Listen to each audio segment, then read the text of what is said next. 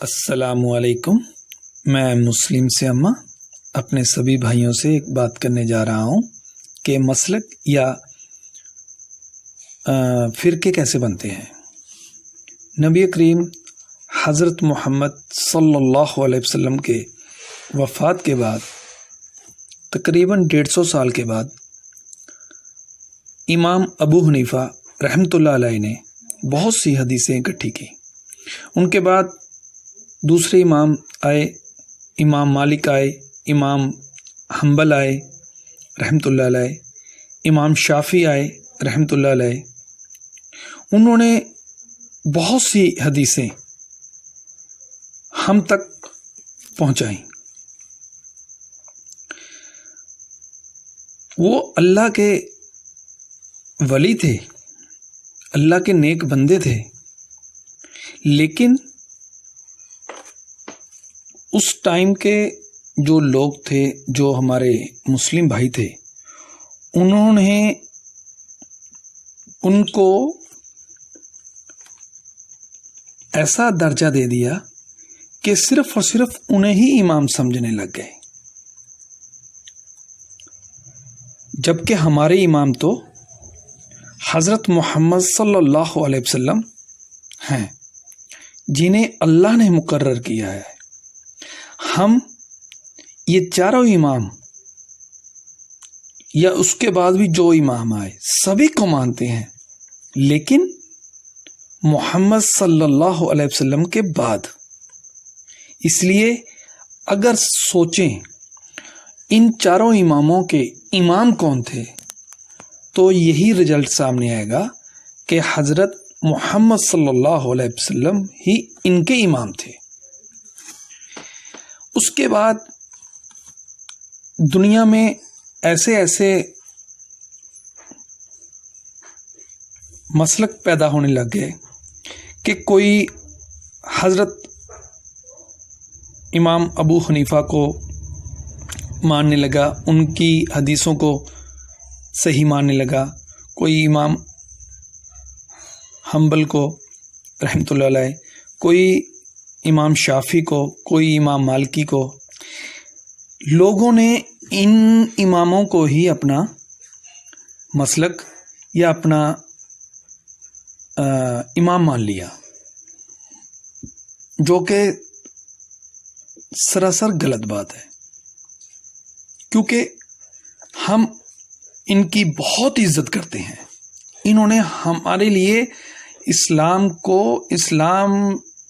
پہنچانے میں بہت مدد کی، ہم تک بہت محنت کی، لیکن ہمارے لیے جو امام ہیں وہ امام حضرت محمد صلی اللہ علیہ وسلم ہی رہیں گے۔ ان کے بھی امام وہی ہیں۔ تو یہ جو مسلک والے سسٹم شروع ہو گیا، وہ چار اماموں کی وجہ سے لوگ ان کو زیادہ ماننے لگ گئے، اور محمد صلی اللہ علیہ وسلم کے مسلک کو پیچھے رکھ دیا۔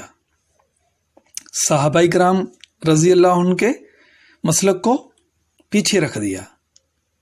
ابھی اس کے بعد آپس میں ایک دوسرے سے بحث بسیہ، لڑائی جھگڑے یا فرقے بندی شروع کر دی۔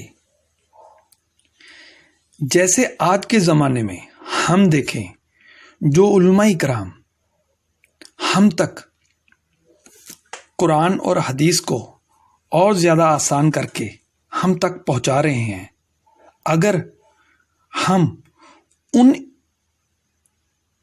عالموں کو، ان اللہ کے ولیوں کو ہی ماننا شروع کر دیں، یہ غلط بات ہوگی۔ جیسے آج کے زمانے میں ڈاکٹر ذاکر نائک ہیں، اور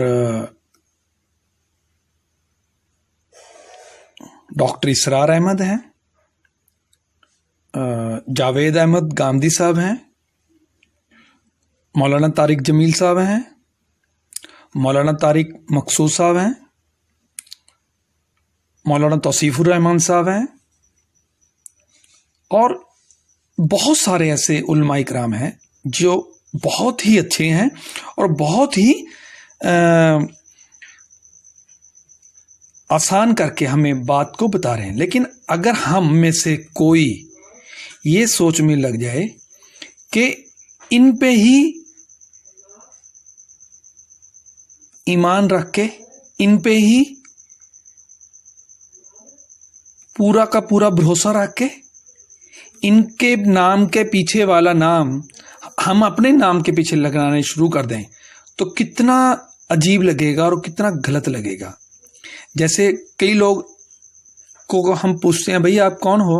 ہم حنفی ہیں، ہم شافی ہیں، ہم مالکی ہیں، ہم حنبلی ہیں. ابھی دوسرا جو شروع ہے ہم قاسمی ہیں، ہم دیوبندی ہیں، ہم شیعہ ہیں، ہم سنی ہیں. ارے بھائی یہ سب تو الگ بات ہے. سب سے پہلے تو ہم مسلم ہیں، مومن ہیں. جیسا کہ آج کے زمانے میں کوئی کہہ دے کہ میں ذاکر ہوں کیونکہ ڈاکٹر ذاکر نائک کو سنتا ہوں، کوئی کہے میں طارق جمیل صاحب کو سنتا ہوں، پیچھے جمیل لگا لے. کوئی مولانا توصیف الرحمان صاحب کو سنتا ہے، وہ پیچھے ان کا نام لگا لے. ایڈوکیٹ فیاض صاحب ہیں، ان کا نام لگا لے. ارے یہ فرقے ایسے بنتے ہیں. ہمارے لیے یہ لوگ اللہ کے ولی ہیں، اللہ کے نیک بندے ہیں، ہم تک اسلام کو آسان کر کر کے ہم تک پہنچا رہے ہیں. یہ صرف اور صرف ایک ذریعہ ہے. امام تو ہمارے وہی رہیں گے، حضرت محمد صلی اللہ علیہ وسلم.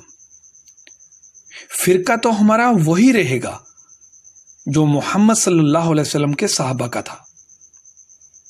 اگر پھر بھی کوئی کہے بھی بھائی ہم نے پیچھے لگانا ہی ہے کچھ نہ کچھ لگانا ہی ہے، تو بھائی آپ محمدی لگاؤ کیونکہ سبھی صحابہ محمدی تھے اور ہم بھی محمدی ہیں. میں امید کرتا ہوں جو میں بات کہنا چاہتا تھا شاید میرے بھائیوں کے سمجھ آ گئی ہو. تو اس لیے میں سبھی بھائیوں سے یہی ریکویسٹ کرتا ہوں، بینتی کرتا ہوں کہ آپ فرقے بازی سے نکلیں، مسلک سے باہر آئیں. ایک اللہ، حضرت محمد صلی اللہ علیہ وسلم اس کے آخری پیغمبر، قرآن اور حدیث، صحیح حدیث کو ہی مانیں. یہی ہمارے لیے سب سے افضل ہے اور ہمارا کوئی فرقہ نہیں. اگر ہم نے کچھ پیچھے لگانا ہی ہے تو ہم محمدی لگا لیں کیونکہ آپ محمد صلی اللہ علیہ وسلم کے امتی ہیں. اس لیے والسلام ورحمۃ اللہ وبرکاتہ.